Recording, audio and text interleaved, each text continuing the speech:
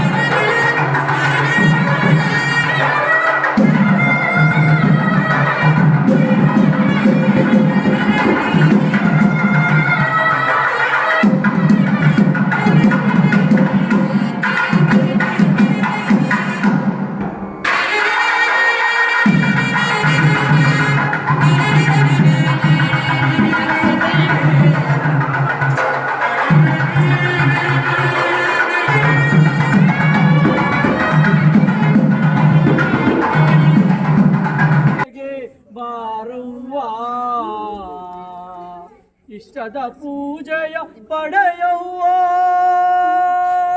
ಮಂಜನಲ್ಲಿಯ ಎಲ್ಲವ್ವ ಭಕ್ತರ ಮನೆಗೆ ಬಾರವ್ವ ಇಷ್ಟದ ಪೂಜೆಯ ಪಡೆಯವ್ವ ಮಾತೆಯು ಮಕ್ಕಳ ಮರೆಯುವಳೇನು ಮನದಾಸೆಯ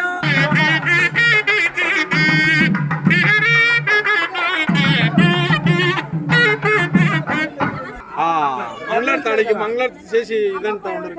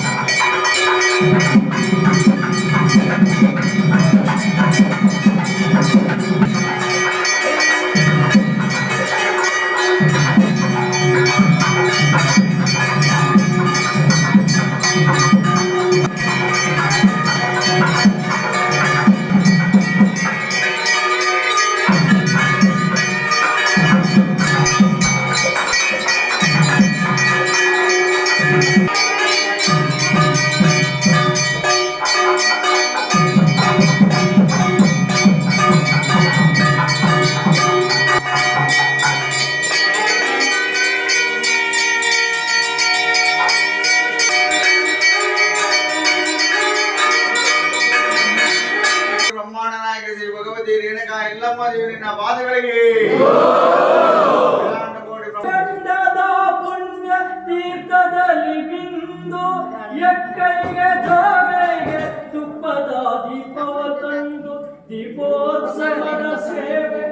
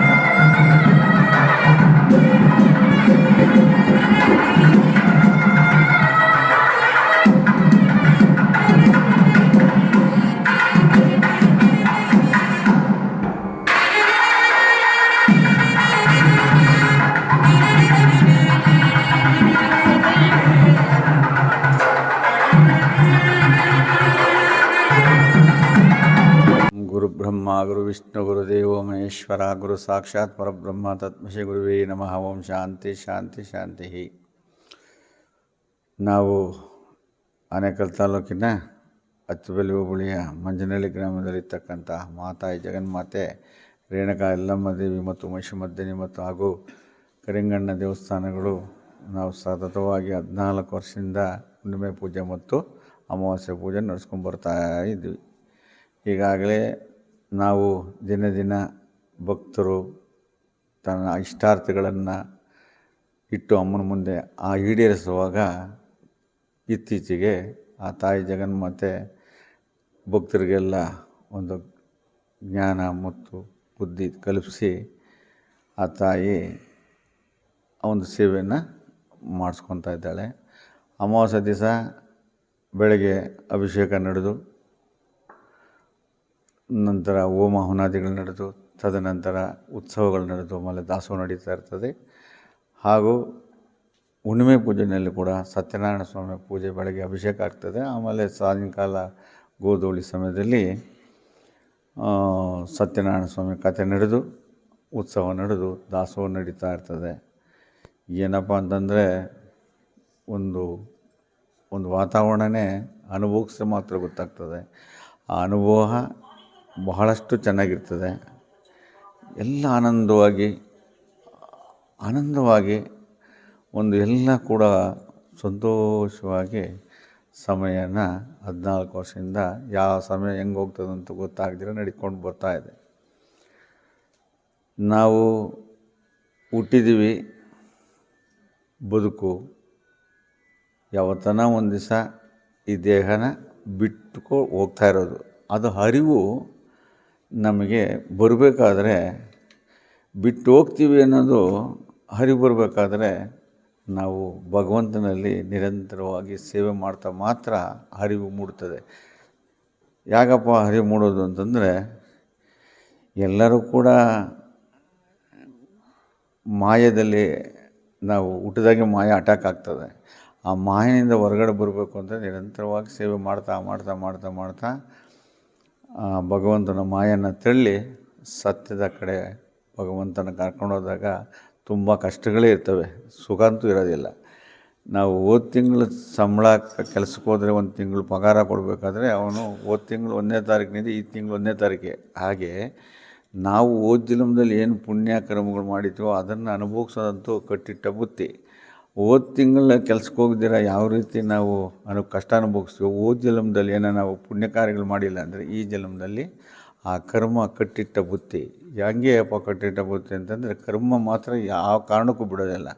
ಒಂದು 100 ಹಸುಗಳಿರ್ತವೆ, ಆ ಕರು ಕಟ್ಟಾಕಿರ್ತಾರೆ, ಬಿಟ್ಟರೆ ತನ್ನ ತಾಯಿ ಹತ್ರನೇ ಹೋಗಿ ಹಾಲು ಕುಡ್ದಂಗೆ ನಮ್ಮ ಕರ್ಮ ಕೂಡ ನಮ್ಮನ್ನು ಯಾವುದೇ ಕಾರಣಕ್ಕೆ ನಮ್ಮನ್ನು ಹುಡ್ಕೊಂಬಂದು ನಮ್ಮನ್ನು ಅದು ಕೆಲಸ ಮಾಡ್ತಾಯಿರ್ತದೆ. ಅದರಿಂದ ಜನ್ಮಾಂತರದಲ್ಲಿ ಅದನ್ನು ಕಳ್ಕೊಂಡು ಮುಂದಿನ ಜನ್ಮದಲ್ಲಿ ಆ ಪುಣ್ಯನವಂತ ಸಂಪಾದನೆ ಮಾಡ್ತಾ ಶಾಂತಿ ನೆಮ್ಮದಿ ಆ ಭಗವಂತನ ಕೊಡಲಿ ಅಂತೇಳಿ ಈ ಸಮಯದಲ್ಲಿ ಹೇಳ್ತಾ ಇದ್ದೀನಿ. ಹಾಗೆ ಇವತ್ತಿನ ಅಪರೂಪದಂಥ ಆಂಧ್ರ ಭಾಗದಿಂದ ವೀರಬ್ರಹ್ಮೇಂದ್ರ ಸ್ವಾಮಿಯ ಒಂದು ಭಾಗದಿಂದ ಸುಜಾತಮ್ಮ ಮತ್ತು ಅವ್ರ ಕುಟುಂಬದವರು ಬಂದಿದ್ದಾರೆ. ಅವರು ಸುಮಾರು ಒಂದು 2 ತಿಂಗಳಿನಿಂದ ಒಂದು ಪೂಜಾ ಕಾರ್ಯಕ್ರಮನ ಒಂದು ಸನ್ನಿಧಾನ ಅಮ್ಮನವ್ರಿಗೆ ಮಾಡಬೇಕು ಅಂತ ಸಂಕಲ್ಪ ಮಾಡಿರ್ತಾರೆ.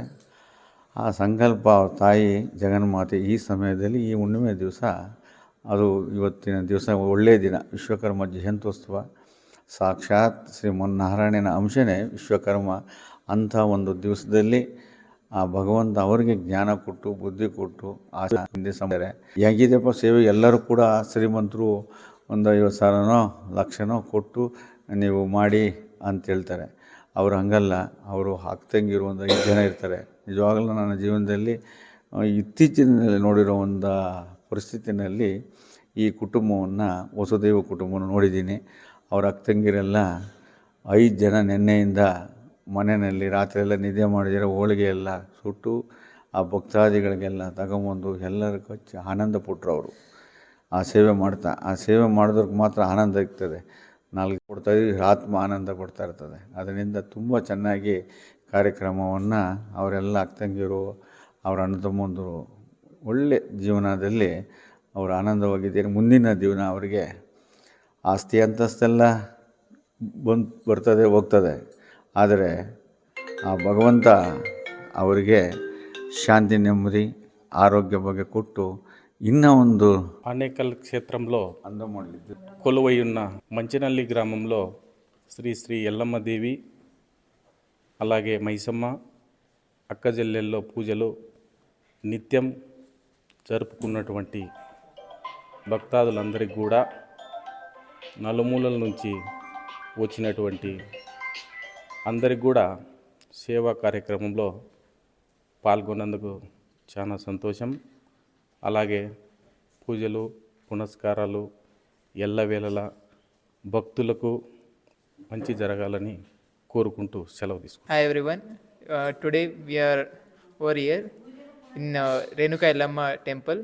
So it was a good experience to have over here, and there was a Satyanarayan Puja presented over here under many family members, and it was a good experience. यो नमः ओम गुरु ब्रह्मा गुरु विष्णु गुरुदेव ಮಹೇಶ್ವರ ಗುರು ಸಾಕ್ಷಾತ್ ಪರಬ್ರಹ್ಮ ತಸ್ಮೈ ಶ್ರೀ ಗುರುವೇ ನಮಃ.